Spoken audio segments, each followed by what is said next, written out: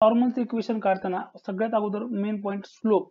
स्लोपचा काय असतो, समजा ही एक लाईन आहे L1 आणि दुसरी लाईन आहे L2. L1 चा स्लोप आहे M1 आणि L2 चा स्लोप आहे M2. तर कधीही लक्षात ठेवायचं, नॉर्मल जर असतील या दोन line each other, M1 multiplied by M2 is equals to -1. म्हणजे त्यांचा गुणाकार कधी किती किती -1. तर सगळ्यात अगोदर आता पहिले तर स्लोप काढून घेऊ आपण कर्वचा. कर्व सांगितला x is equals to theta plus sine theta आणि इकडे सांगितले y is equals to 1 plus cos theta. आता काय करावं लागेल आपल्याला, डायरेक्ट आपण dy बाय dx काढू शकत नाही. मग अगोदर आपण dx बाय d थिटा आणि dy बाय d थिटा काढून त्याच्यावर आपण dy बाय dx काढून घेऊ. dx बाय d थिटा किती, 1 प्लस कॉस थिटा आणि dy by d theta is equals to minus sine theta. आता याच्यावरून मी dy बाय dx काढू शकतो. ते काढण्यासाठी काय करेल मी, dy by dx divided by d theta by dx by d theta is equals to minus sine theta divided by 1 plus cos theta. dy by dx हा जो असतो तोच असतो आपला स्लोप.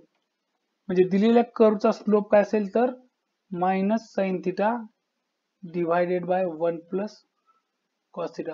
आता त्यांनी कंडिशन सांगितली होती theta is equals to pi by 2. हे आपल्याला त्यांनी काय केले, कंडिशन सांगितली. मग विथ कंडिशन स्लोप काय होईल, m is equals to minus sine pi by 2 is 1 divided by 1 plus cos pi by 2 is 0. Cos pi by 2 is equals to 0. So आपल्याला y मायनस 1. त्याला मी m1 म्हणतो आणि m2 कशासाठी consider करू आपण, त्या नॉर्मल साठी. ठीक आहे. म्हणजे आता स्लोप फॉर नॉर्मल किती येईल, slope of normal m2 is equals to -1 upon m1 is equals to -1 upon -1 हा होईल प्लस.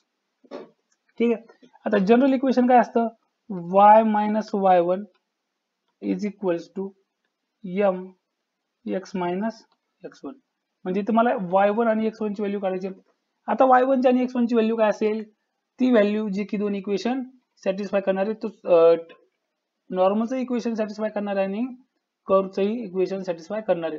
आता त्यांनी मला पॉईंट सांगितला होता theta is equals to pi by 2.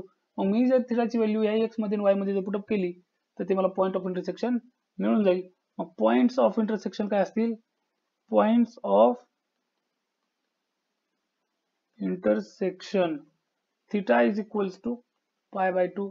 x माझ्याकडे theta plus sine theta is equals to, आता थिटा जर मी व्हॅल्यू ठेवली पाय बाय 2 तर मला थिटाच्या जागी pi by 2 plus sine theta sine pi by 2 that is 1 आणि y is equals to 1 plus cos theta म्हणजे हा डायरेक्ट होऊन जाईल 1 plus 0 is equals to 1. Direct 1 लिहिलं असं ते चाललं असतं. आता काय करू आपण, ही व्हॅल्यू